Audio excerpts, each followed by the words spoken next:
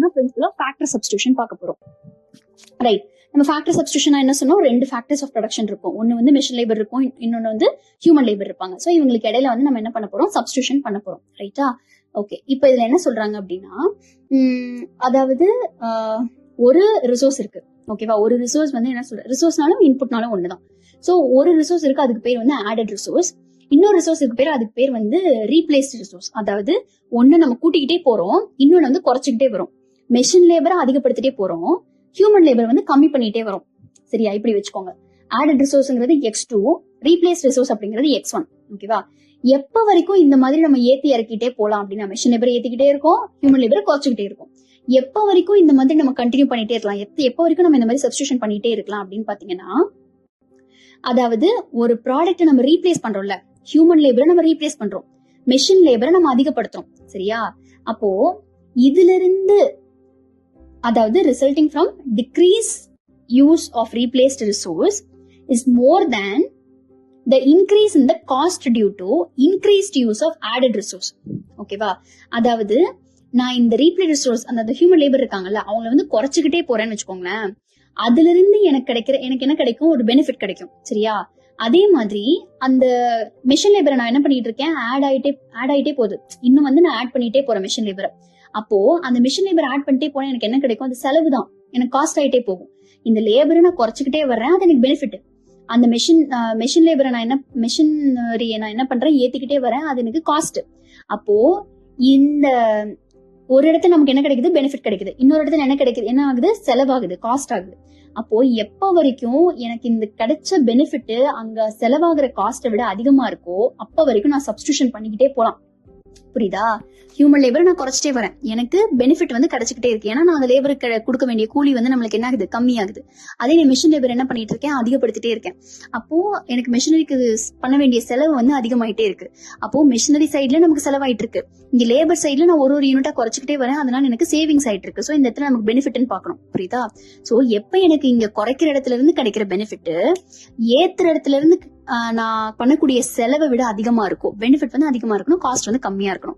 அப்போ வரைக்கும் நான் என்ன பண்ணலாம், இந்த மெஷின் லேபரை இன்க்ரீஸ் பண்ணிக்கிட்டே ஹியூமன் லேபரை வந்து குறைச்சிக்கிட்டே வரலாம். எப்போ இந்த காஸ்ட் இஸ் ஈக்குவல் டு பெனிஃபிட்டா வருதோ, ஓகேவா, அப்ப நான் என்ன பண்ணிடணும், சப்ஸ்டிடியூஷனை ஸ்டாப் பண்ணிடணும். ஓகேவா? எப்ப இந்த காஸ்ட் இஸ் கிரேட்டர் தேன் பெனிஃபிட்டா வருதோ, அந்த இடத்துல நான் என்ன பண்ணும், இதுக்கு மேல சப்ஸ்டிடியூட்டே பண்ணக்கூடாது, ரிவர்ஸ் சப்ஸ்டிடியூஷன் பண்ணணும் அப்படின்னு அர்த்தம். புரியுதா? சோ இந்த இடத்துல வந்து x1 x2 px1 px2 அப்படிங்கிறது இருக்கு. p அப்படின்னாலே பிரைஸ்ன்னு வச்சுக்கோங்க. அப்ப px1 அப்படின்னா வந்து பிரைஸ் ஆஃப் x1 இன்புட். ஓகேவா? px2 அப்படின்னா பிரைஸ் ஆஃப் x2 இன்புட். நம்ம இந்த இடத்துல வந்து x2 என்னன்னு எடுத்துக்கிட்டோம், மெஷின் லேபர் அப்படின்னு எடுத்துக்கிட்டோம், x1 என்னன்னு எடுத்துக்கிட்டோம், ஹியூமன் லேபர்னு எடுத்துக்கிட்டோம். ஓகேவா? சோ நமக்கு இந்த பிரின்சிபல் ஆஃப் ஃபேக்டர் சப்ஸ்டிடியூஷன் என்ன சொல்லும் அப்படின்னா, ஹவு டு ப்ரொடியூஸ், எப்படி நம்ம ப்ரொடியூஸ் பண்றது, எந்த இன்புட்டை அதிகமா யூஸ் பண்றது, எந்த இன்புட்டை கம்மியா யூஸ் பண்றதுங்கிறதா இது சொல்லும். இதுல நமக்கு காஸ்ட் மினிமைசேஷன் தான் விஷயமே. ஓகேவா? அதாவது ஹியூமன் லேபரும் இருக்கு, மெஷின் லேபரும் இருக்கு, ரெண்டுத்துக்குமே நம்ம பண்ணாத செலவு தான். சரியா? எப்படினாலும் நம்ம ப்ரொடியூஸ் பண்ண போறோம், செலவு பண்ணி தான் ஆகணும். ஆனா எப்படி நம்ம வந்து இருக்கிறதுலயே காஸ்ட் மினிமைஸ் பண்ணலாம், லீஸ்ட் காஸ்ட் காம்பினேஷன் அப்படின்னு சொன்னோம் இல்லையா, அதுதான் இது cost minimisation. So most appropriate combination of inputs for least cost, அதான் லீஸ்ட் காஸ்ட் காம்பினேஷன் சொன்னோம், முன்னாடியே சொன்னதான். Okay, right. இப்போ வந்துட்டு இதுலயும் வந்து ஒரு ரூல் இருக்கு. நம்ம எப்படி முன்னாடி ஒரு ரூல் பார்த்தோமோ, MIC is equal to marginal revenue பார்த்தோம் இல்லையா, அதே மாதிரி இங்கேயும் வந்து ரூல் இருக்கு. இது என்ன அப்படின்னு பாத்தீங்கன்னா, சப்ஸ்டிடியூஷன் அப்படின்னு சொல்லுவாங்க, MRTS அப்படின்னு சொல்லி சொல்லுவாங்க. அது நான் இந்த இடத்துல ஃபர்ஸ்ட் என்னன்னு சொல்லிடுறேன். MRTS அப்படின்னா marginal rate of technical substitution அப்படின்னு அர்த்தம். எப்பவுமே வந்து MRTS ஒன்னு இருக்கு, MRPS ஒன்னு இருக்கு. அது வந்து marginal rate of product substitution, அது அடுத்த லால பார்ப்போம். இப்போ marginal rate of technical substitution அப்படிங்கிறது என்ன அப்படின்னா, 2 இன்புட் நம்ம கிட்ட இருக்கு, ஒரு இன்புட்டை நம்ம ஏத்திக்கிட்டே போறோம், இன்னொரு இன்புட்டை குறைச்சிக்கிட்டே வரும். சரியா? எப்பவுமே டினாமினேட்டர்ல எந்த இன்புட் இருக்கணும்னா, எந்த இன்புட்டை வந்து நம்ம குறைச்சிக்கிட்டு மீன்ஸ் ஆட் பண்ணிட்டே போறோமோ அந்த இன்புட் தான் டினாமினேட்டர்ல போட்டோம். ஓகேவா? அதனால x1 வந்து டினாமினேட்டர்ல இருக்கு, x2 வந்து நியூமரேட்டர்ல இருக்கு. அப்போ இந்த மார்ஜினல் ரேட் ஆஃப் சப்ஸ்டிடியூஷன் என்ன அர்த்தம்னா, நியூமரேட்டர்ல என்ன இருக்கும், நம்ம குறைச்சிக்கிட்டே வர்ற இன்புட்டோட அளவு இருக்கும். டினாமினேட்டர்ல என்ன இருக்கும், நம்ம ஏத்துக்கிட்டே வர இன்புட்டோட அளவு இருக்கும். சரியா? நான் என்ன பண்றேன், ஹியூமன் லேபரை ஒரு யூனிட் நான் வந்து குறைக்கிறதுக்கு எத்தனை மெஷின் லேபரை நான் ஆட் பண்றேன், இல்லைன்னா இப்படி வச்சுக்கலாம், ஒரு யூனிட் மெஷின் லேபரை நான் அதிகப்படுத்துறதுக்கு எத்தனை ஹியூமன் லேபரை நான் குறைக்கிறேன். ஓகேவா? எக்ஸாக்டா இதுதான் பாயிண்ட். அதாவது மேல என்ன இருக்கும் அப்படின்னா வந்து ஹியூமன் லேபர் இருப்பாங்க, கீழே வந்து மெஷின் லேபர் இருக்கும். ஓகேவா? சோ ஒரு யூனிட் மெஷின் லேபரை நான் ஏத்துறதுக்கு எத்தனை யூனிட் ஹியூமன் லேபரை நான் வந்து குறைக்க வேண்டியது இருக்கு. அதுதான் வந்து marginal rate of technical substitution அப்படின்னு சொல்லுவோம். ஓகேவா? சோ இதுதான் வந்து MRTS. அடுத்து பாத்தீங்கன்னா price ratio. Price of X1 அப்படின்னா PX1, பிரைஸ் ஆஃப் X2 அப்படின்னா PX2. அப்போ இதுல என்ன சொல்றாங்க அப்படின்னா PX1 by PX2. இதுதான் வந்து இன்வர்ஸ் பிரைஸ் ரேஷியோ அப்படின்னு சொல்லுவோம். அதாவது மேல இருக்கிறது வந்து cost per unit of replaced resource. ஒரு யூனிட் நம்ம வந்து லேபர் தான் ரீப்ளேஸ்ட் ரிசோர்ஸ்னு சொல்றோம். சோ அந்த லேபருக்கு நமக்கு எவ்வளவு செலவாகுது, ஒரு யூனிட் ஆஃப் லேபருக்கு நம்ம வந்து எவ்வளவு செலவு பண்றோம். கீழே வந்து cost per unit of added resource. அப்போ ஒரு யூனிட் ஆடட் ரிசோர்ஸ் என்னது மிஷினரி. சோ அந்த மிஷினரிக்கு நமக்கு எவ்வளவு செலவாகுது. இதுதான் வந்து MRTSங்கிறது. இதுதான் இன்வர்ஸ் பிரைஸ் ரேஷியோங்கிறது. MRTSங்கிறது ரொம்ப சிம்பிளா சொல்லணும்னா ஒண்ணுமே கிடையாதுங்க. நம்ம ஒரு இன்புட்டை ஏத்துறோம், இன்னொரு இன்புட்டை இறக்குறோம். அப்ப இந்த இன்புட்டை ஏத்துறதுக்காக அந்த இறக்க வேண்டியதை எத்தனை இறக்க வேண்டியது இருக்கு. இப்ப நான் வந்து ஒரு மெஷின் லேபர் ஆட் பண்ணணும்னா 2 ஹியூமன் லேபரை குறைக்கணும்னு இருக்கலாம். இல்ல ஒரு மெஷின் லேபர் ஆட் பண்ணும் அப்படின்னா வந்து 4 ஹியூமன் லேபரை குறைக்கணும் கூட இருக்கலாம். இந்த ரேஷியோ இருக்கு பாத்தீங்கன்னா, அந்த சப்ஸ்டிடியூஷன் ரேஷியோ, இதைத்தான் என்ன சொல்றாங்க அப்படின்னா வந்து marginal rate of technical substitution அப்படின்னு நம்ம சொல்றோம். இப்போ இந்த MRTS பிரைஸ் ரேஷியோ இருக்குல்ல, இது எந்த இடத்துல ஈக்குவலா இருக்கோ அந்த இடம் தான் வந்து பெஸ்ட் லீஸ்ட் காஸ்ட் காம்பினேஷன் அர்த்தம். புரியுதா? MRTS is equal to price ratio. ஓகேவா? இதுதான் வந்து நம்ம முன்னாடி சொல்லியிருக்கோம். MRTS is equal to price ratio. பாத்துக்கோங்க, லீஸ்ட் காஸ்ட் காம்பினேஷன்ல 3 பாசிபிலிட்டி இருக்கு. ஒன்னு MRTS greater than price ratioவா இருக்கலாம், இல்லனா MRTS less than price ratioவா இருக்கலாம், இல்லனா MRTS equal to price ratioவா இருக்கலாம். எந்த பாயிண்ட்ல MRTS equal to price ratioவோ அதுதான் லீஸ்ட் காஸ்ட் காம்பினேஷன். ஓகேவா? இப்போ ஒரு எக்ஸாம்பிளுக்கு வச்சுக்கோங்க. MRTS வந்து கிரேட்டர் தேன் பிரைஸ் ரேஷியோவா இருக்கு. நம்ம வந்து செகண்ட் சினாரியோ எடுத்துக்கலாம். MRTS வந்து லெஸ் தேன் பிரைஸ் ரேஷியோவா இருக்குன்னு வச்சுக்கோங்க. அப்ப என்ன அர்த்தம்? MRTS ஆல்ரெடி என்ன பார்த்தோம், அந்த சேஞ்ச் ஒரு ப்ராடக்ட் முன்னாடி ஸ்லைட்ல பார்த்ததான். அதாவது கீழே வந்து ΔX1, அதாவது எது வந்து ரீப்ளேஸ்ட், எது வந்து ஆடடோ அதை வந்து டினாமினேட்டர்ல போட்டுருவோம், எது வந்து ரீப்ளேஸ்டோ அதை வந்து நியூமரேட்டர்ல போட்டுருவோம். ஓகேவா?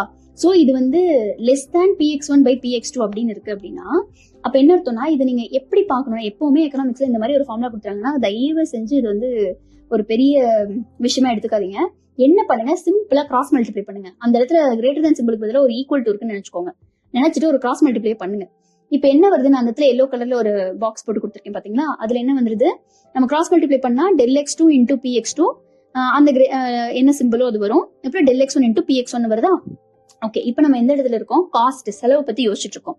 ஓகேவா? சோ நம்ம செலவு பத்தி யோசிக்கும் போது எக்ஸ் எப்பவுமே வந்து எக்ஸ்ங்கிறது வந்து குவான்டிட்டி.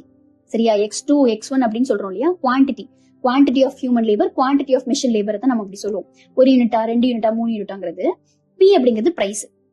எப்பவுமே ஞாபகம் வச்சுக்கோங்க, ஒரு பொருளோட வேல்யூ வந்து எப்படி நம்மளுக்கு தெரியும் அப்படின்னா அந்த பொருளோட குவான்டிட்டி, அந்த பொருளோட பிரைஸ். இப்ப நான் ஒரு கையில வந்து ஒரு வாட்டர் பாட்டில் வச்சிருக்கேன். அந்த பொருளோட வேல்யூ என்ன அப்படின்னு கேட்டா உங்களுக்கு என்ன சொல்லுவீங்க? ஒரு 30 ரூபா அப்படின்னு சொல்லுவோம். அது எப்படி சொல்றோம் நம்ம? அந்த ஒரு வாட்டர் பாட்டில் இன்டூ அதோட விலை. இதே நான் 2 பாட்டில் வச்சிருக்கேன், இதோட வேல்யூ என்ன அப்படின்னு கேட்டா நீ என்ன சொல்லுவீங்க? அதாவது 2 பாட்டில் இருக்கு, ஒரு பாட்டிலும் 30 ரூபா, அப்ப 2 இன்டூ 30 ரூபான்னு போட்டு 60 ரூபான்னு சொல்லுவீங்க இல்லையா? இதுதான் அதோட வேல்யூ.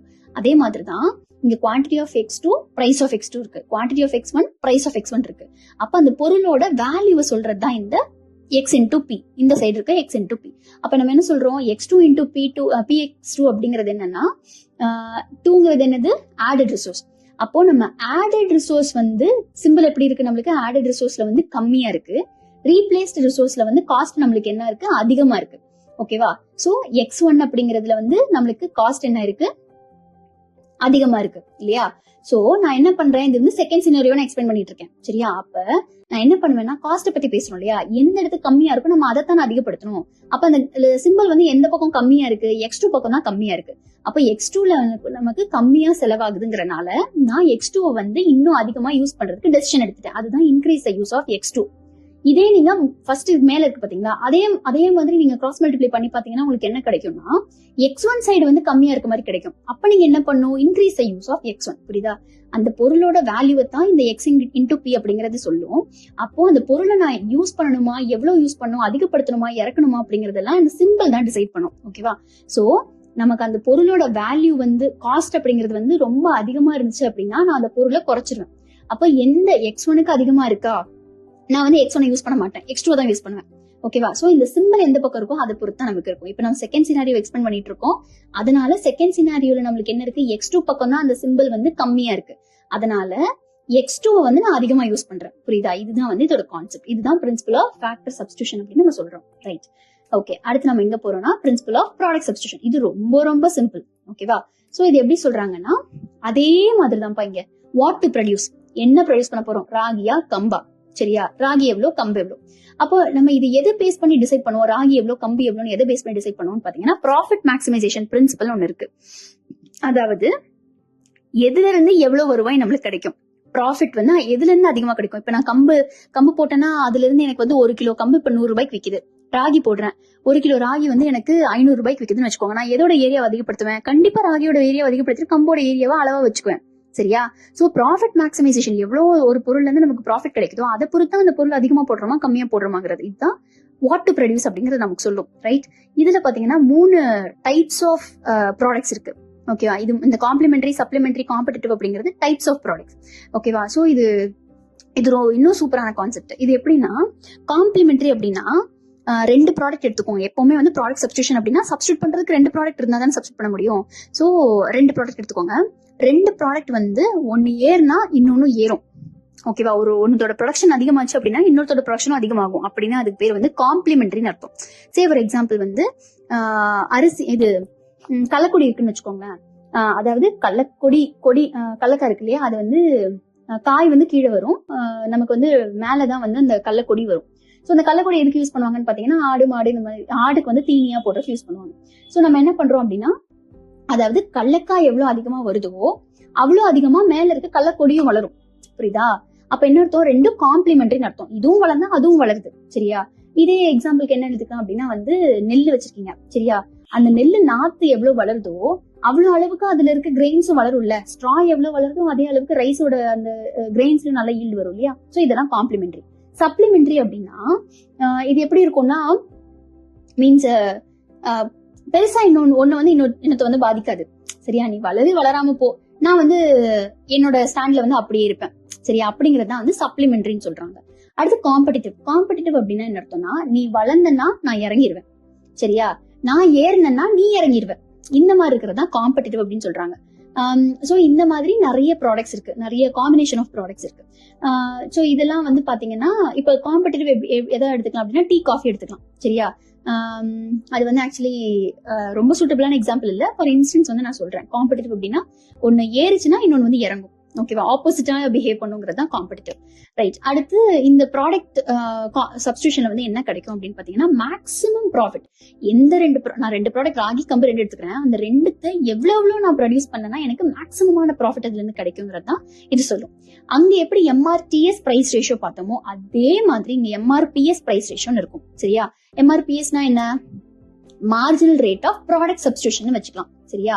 அதாவது 2 ப்ராடக்ட் இடையில நம்ம சப்ஸ்டிடியூஷன் பண்ணிட்டு இருக்கோம். ரைட்.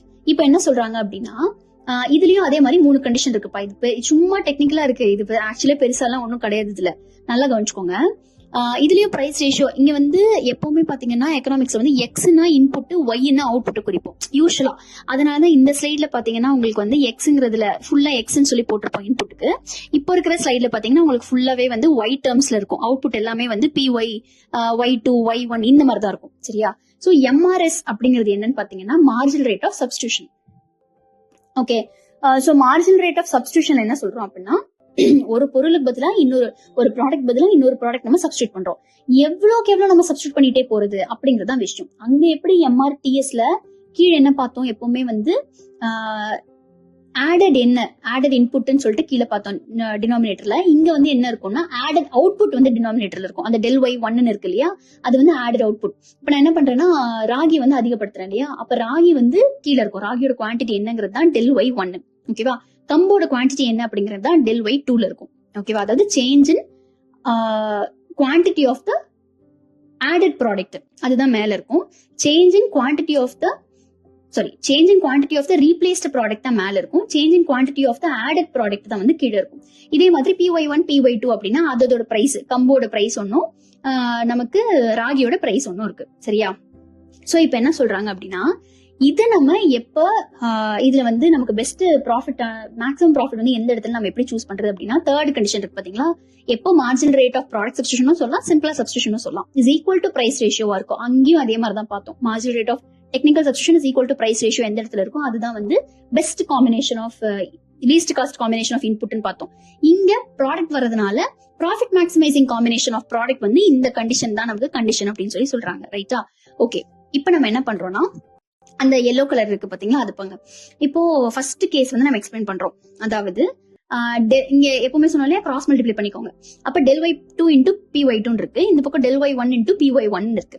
அப்ப என்ன அர்த்தம் அப்படின்னா இது ஃபுல்லா என்னது ப்ராஃபிட். நல்லா ஞாபகம் வச்சுக்கோங்க, முன்னாடி பார்த்தது இன்புட். சோ அந்த இன்புட்டுக்கு நம்ம செலவு பண்ணுவோம். இது வந்து ப்ராடக்ட். அப்ப இந்த அவுட்புட்ல இருந்து நம்மளுக்கு என்ன கிடைக்கும், வருமானம் கிடைக்கும். அங்க நம்ம கிட்ட இருந்து போகும், இங்க நம்மளுக்கு வரும் வருமானம். சரியா?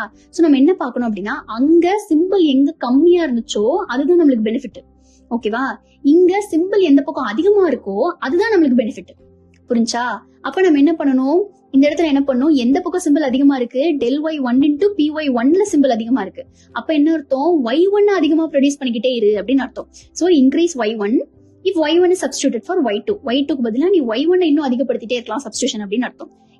இதுதான் வந்து ஒரு கண்டிஷனுக்கும் நீங்க அப்ளை ஆகும். நான் எக்ஸாம்பிளுக்கு ஒரு கண்டிஷன் உங்களுக்கு சொல்லி கொடுத்துருக்கேன். ரைட்? இப்போ இந்த கடைசி பாயிண்ட் இருக்கு பாத்தீங்களா, அந்த இடத்துல ஈக்குவலா இருக்குன்னா என்ன அர்த்தம், நீ வந்து y1க்கு பதிலா y2 சப்ஸ்டியூட் பண்ணாலும் y2க்கு பதிலா y1 சப்ஸ்டியூட் பண்ணாலும் உனக்கு ஒரே மாதிரி வேல்யூ தான் வரப்போகுது. சரியா? ஒரே மாதிரி ப்ராஃபிட், ஈக்குவல் டு சிம்பிள் வந்துச்சு இல்லையா? சோ ஒரே மாதிரி ப்ராஃபிட் தான் வரப்போகுது.